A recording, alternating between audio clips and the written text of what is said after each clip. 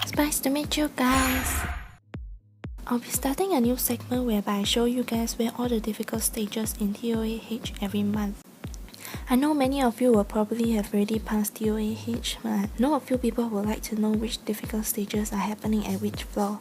So this will help them to decide if they want to climb up the stages before or after free ToaH. Free ToaH is coming up this weekend and FR will be coming up soon, so I hope this video helps you. For this rotation, luckily we have Zyros and double Acroma at the lower floor. Anything below floor 50 I'll call it low K. So to clear faster, you do want to bring in a hard damage dealer like a Nuka. I brought a Theo and he is a non-dark element so Acroma won't target him. If you're not having much trouble, then you can just bring one dark tanker like Peyruis and one healer, and then the standard team or CC for the waves. Coming to the boss stage, you want to aim at Zyros first and kill it off. After that, you want to focus on one Acroma at a time. This will slowly clear them off and you should be good to go. I'm sorry for the late upload on this because free ToaH is quite near. I promise I'll upload it earlier next month. Next, we have the Jemaya at stage 40. The wave shouldn't pose much of a problem. Some part is just clearing the wave, but I'd still like to show you guys like what are the monsters in each wave. But nothing much to comment, so I'll just talk about things. At the boss stage, I recommend you aim directly at Jemaya and just CC the rest. You do want to bring monsters like Spectras, so he can do slow and use his second skill to do higher damage based on the boss HP. At stage 50, we have Hunza. Recently, there was an event going on to win tickets to the new Transformers movie by Contours, or at least their sub-partner. I was actually quite disappointed that I didn't win the tickets, but other than wanting to watch the movie itself, actually I do want to go and do a vlog on it for you guys.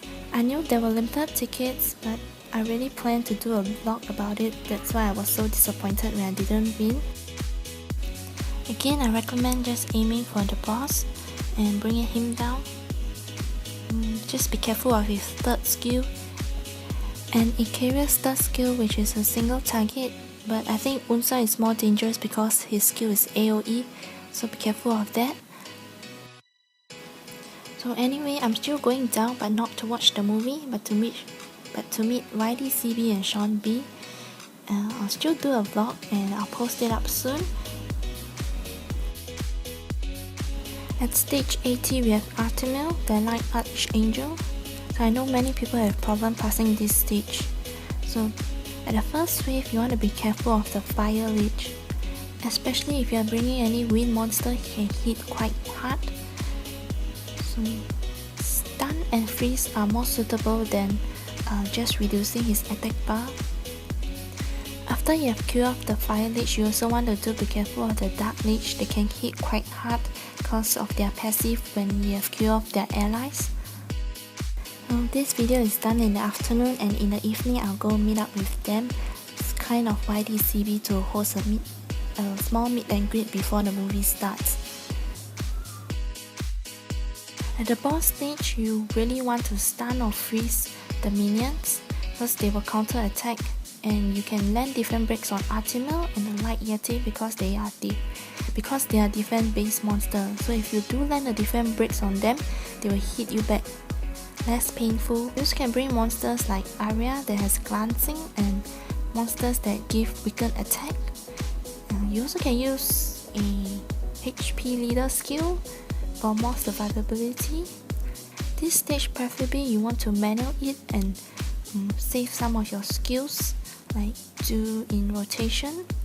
Sometimes if you really can't survive, you might want to bring two healers like Bella and Chasun. Other ways to deal with this is you can use Maeve, you can use Provoke, defense buff, monsters that reduce the cooldown time, or you can use block heals. Or using Hathor, you can do an AoE sleep on the minions. Peyruis is on stage 90 this time. You do want to take care of the Dark Viking because the third skill can revive allies. which can waste your time. And again, these kids playing downstairs, you can hear them in the background. The first wave should be okay. The second wave may take a little time because Rena is there and the shield can be super annoying and time consuming. Rena shouldn't hit you quite hard, so you can just leave it on auto after you kill all the Bryans. And you just keep a lookout in case they keep hitting your fire monsters. I'm still thinking what to say when I meet them. Say, "It's nice to meet you." And I'll try to get an autograph from them.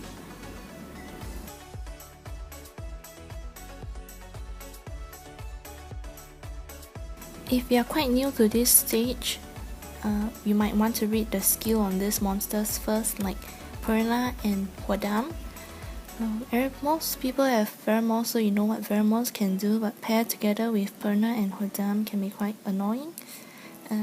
The tip for this stage is you want to bring the minions down to low health, especially Huadam.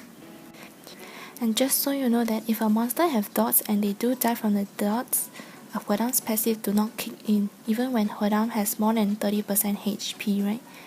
The monster that die from dots do not gain any HP from Huadam, and Huadam's HP will not be reduced. So it's relatively safer to put a slow on pheromones and work on the minions, and try to bring down Huadam's HP to low and kill off Perna's to life. If you have monster that reset the skill, that will be great.